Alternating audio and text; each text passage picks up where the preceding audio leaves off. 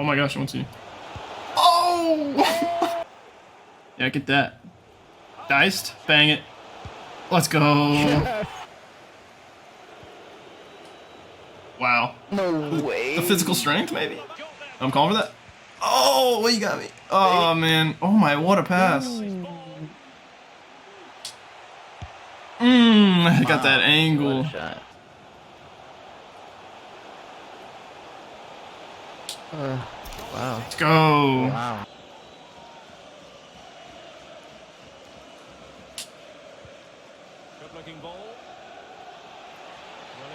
Yeah. Oh, let's go. Like, none of us made a wall.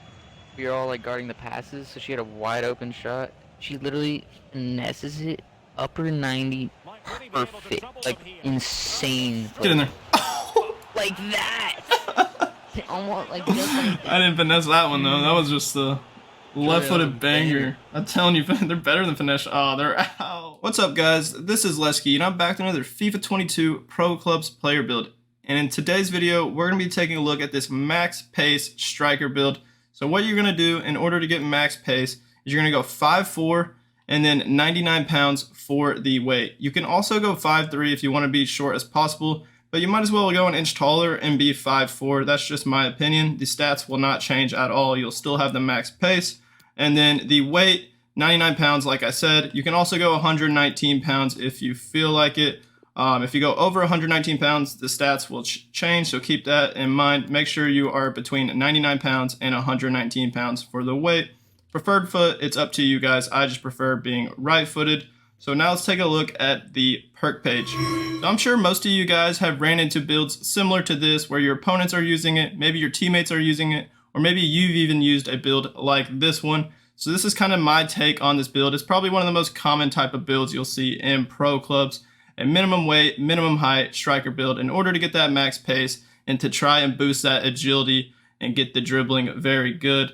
It's one of the more meta type of builds. Not my favorite type of build. I like being stronger. Sometimes I feel like just as a taller, stronger build, it's almost easier to get behind because you can body people. You don't get thrown off the ball, bumped around everywhere, and kind of bullied. So this isn't my kind of build as a striker. I like using bigger type of builds. But I know a lot of people like using smaller striker builds like this one in order to get that max pace and very good dribbling. So looking at the perks, I used a good amount of combinations when it came to perks for this build. Because as a smaller striker build, you can kind of switch it up with what you want. As a bigger striker build, I usually stay with like the same 3 perks.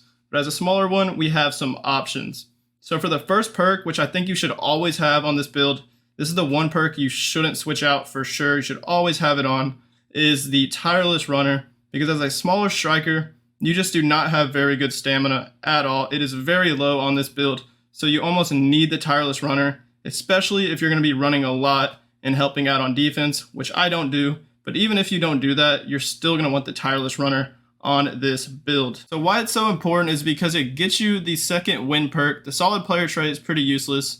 It's supposed to be where you're not supposed to get injured, but I was actually using the Tireless Runner, and I actually got injured with the Tireless Runner and having the solid player trait on. So sometimes it doesn't even work. So it's pretty useless. It's probably the most useless trait possible in the entire game of FIFA. But what's really important about it is it grants you that second win trait. So in the 75th minute of every single match, you get a boost of stamina, which is very important for a small striker build like this that does not have a lot of stamina to start with. So you definitely need this on. For the next 2 perks, these are what you can switch out if you want. Feel free to try different things that suits your play style, the perks that you like the best. A lot of you guys might like to take distance shots and use the distance shooter perk. And this is what I use the majority of time with this build. I took it off for a few games, but I ended up liking this one a lot because as a smaller striker build, you might end up being at the top of the box a lot. Might not run into the box because you're not going to be deadly in the air, get onto crosses and all that kind of stuff. So you might find yourself like going wide a bit so you can cut in and maybe hit like a finesse shot or just a power shot back post or something, or just be roaming around the top of the box. So distance shots can actually be very good for this type of striker build, a smaller build like this one. So I suggest trying distance shooter, especially if you like taking long shots. I'm sure a lot of you guys have already tried it and are a big fan of this build, you can definitely make some distance shots with this perk on and this 5-4 striker build. For the third perk, I went for active first touch, and when I was first making this build, I didn't think active first touch would be necessary, but it actually does make a bit of a difference. Like, the main thing about active first touch that I like about it is it boosts your acceleration and sprint speed, like when running onto a through ball, or even when you get a ball played to your feet and then you try to dribble out of that, do like a skill move out of it, your acceleration and sprint speed will boost there as well. It'll also increase our ball control, which is quite nice. But one of the other things that I really like about it is the flare trait. So you can do like fancy one-time passes, flick-ons, back heels, all that kind of stuff. So these are the 3 perks that I prefer using the most with this max pace striker build: active first touch, distance shooter, and tireless runner. And I forgot to mention at the beginning of the video, but both me and my teammate, who is the Thor character, the blonde dude with the beard, and the man bun, we're both using this build in the majority of the clips. I might be using like a different striker build and to switch it up in some of the clips, but the majority of the clips, if you take a look at them, it'll be him using the build or me or both of us at the same time, so keep that in mind. But some other options you could go for, like if you don't want distance shooter or active first touch, I tried assist streak, and I heard from one of my people in my comments that he really likes using assist streak. It boosts all your passing attributes after you get an assist for 15 minutes. And as a small striker like this, you might go wide, end up crossing the ball in, and you'll get a lot of assist with this smaller type of striker build. So it's actually a good idea to try assist streak if you think you're going to get a lot of assists, or if you have like a bigger striker playing up top with you, it could actually be pretty good. You could also go for pinpoint cross. Since you're a smaller striker, you might be going wide a lot, running down the line, and you might have situations where you cross the ball in. Pinpoint cross could be pretty good. Gives you the early crosser trait, swerve, the flare trait, and the 5-star weak foot ability, which is not the best. I tried to stay away for the 5-star weak foot perks because we actually have a 5-star weak foot on this build. We have 5-star, 5-star, so I kind of strayed away from the perks that give you 5-star weak foot other than distance shooter, because it's so nice how it increases your long shots and your shot power, and also gives you both the finesse and the outside foot shot trait. So I kind of stayed away from the perks that gives you the 5-star weak foot, but that could be good because it increases your crossing quite a bit, especially if you're going to be roaming wide and using that pace. Precision pass could also be good. Threaded pass if you want to play some through balls over the top. You could try those out. One-time shot, I decided not to use it. We already have the 5-star weak foot again. This isn't like a bigger build. I prefer using this perk on bigger builds because it gives you the power header trait. You're not going to have very many headers with this build, even though I actually had one pretty good header. The other perk that I would suggest is physical strength. I actually tried it out, and I think we have like 60-something strength, so it'll actually boost the strength up a good amount, probably into the 70s. So if you want to give that a try, maybe you won't get thrown off the ball or bodied as much with physical strength. That's one of the best ones I would suggest using, is physical strength or assist streak, and then maybe some of these passing perks if you want. But that's pretty much it. I guess you could try set piece specialist if you want to do that. But all the other perks I really wouldn't use. Those are pretty much all the ones I would suggest. And again, I wouldn't use skill dribbler because we already have really good dribbling on the skill tree, which is what you're about to see. So let's now take a look at the skill tree. Starting with the physical page, we only have 2 things on the top right, and that is this +2 stamina and +4 reactions for 2 skill points to get us to 90 reactions, which is actually very good. And the 2 things that are kind of lacking on this smaller striker build, of course, is the strength. You can't expect to have too much strength as a 5'4", 99-pound striker.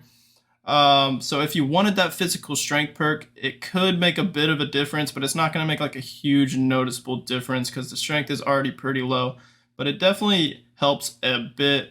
So you can try the physical strength perk if you want, if you don't like how weak this build is. And then the stamina, like I mentioned, is really low, 67 stamina. We didn't even get this extra stamina because we needed these 3 extra skill points to add it to the dribbling page, the shooting page, and then to get that max pace. So I decided to not go for the 70 stamina. I don't really know if it's going to make much of a difference, the 67 stamina compared to 70 stamina anyways, but that's why you need the Tireless Runner on this build for that boost of stamina in the 75th minute. It will be very helpful towards the end of games. And that's it for the physical page. Let's move to dribbling. And I believe this is where we have the most of our skill points on this build, the dribbling page, where I really wanted to go for both the Maestro archetype and the Lynx archetype to make this build feel as responsive and silky as possible. So what you're going to do on this right side, get the skill moves, go all the way down to the Lynx archetype. We're not going to get this balance, didn't have enough for the +3 balance, which would have been pretty nice. Then on the left side, you're going to start with this balance right here, and then just go all the way down to the Maestro archetype, and then make sure you get this ball control, +2 ball control for only 1 skill point to get us to 91 ball control, and then we have 96 dribbling, which is kind of why I was suggesting there's no point of really getting that skilled dribbler perk to increase the dribbling attribute, because our dribbling is almost max anyways. 96 is very good. We have that 93 agility, 79 balance is the best. We could get this +3 and make it 82, but again, we just didn't have the skill points for that.